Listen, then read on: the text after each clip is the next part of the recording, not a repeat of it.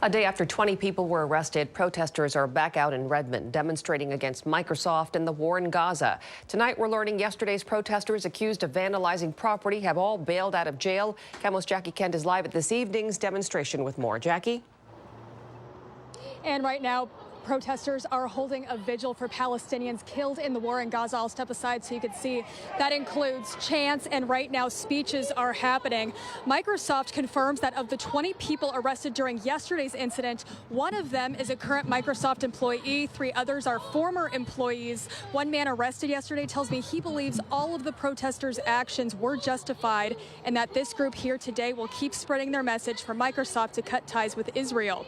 If you take a look at your screen, you'll see new video from Microsoft giving a bird's eye view of a pro-Palestinian protest on the company's Redmond campus. That includes what appears to be protesters circling an officer with a fence before the arrests. Now at the Redmond Technology Station near the Microsoft campus, a vigil for Palestinians killed in the war in Gaza. This group demanding the company stop supplying AI technology to the Israeli military.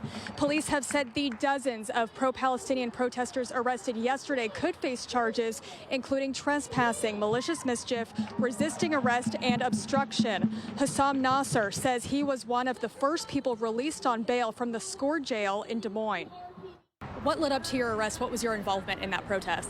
I was part of the encampment. I was in the liberated zone. We set up the liberated zone to make our demands very clear to Microsoft leadership, to cut ties with Israel, to pay reparations for the Palestinian people.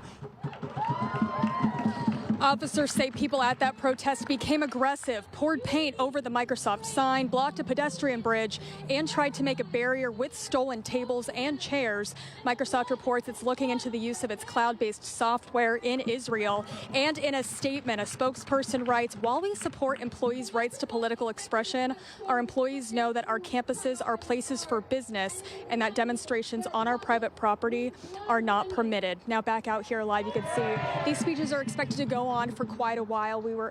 We heard from organizers that it could be hours. Now, Redmond police also confirmed to me in the past couple of hours that they sent over the names and charges over to the prosecuting attorney's office so they could potentially move forward with charges for the 20 people who were arrested yesterday. We are still working to find out when they could be expected to have their first court appearance. But for now, live in Redmond, Jackie Kent, KOMO News.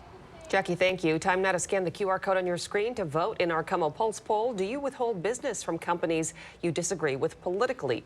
Take a look at the live results. 44% say when and where possible. 37% say no. 19% yes, always. There is still time to vote. We'll update the results for you tonight at 11.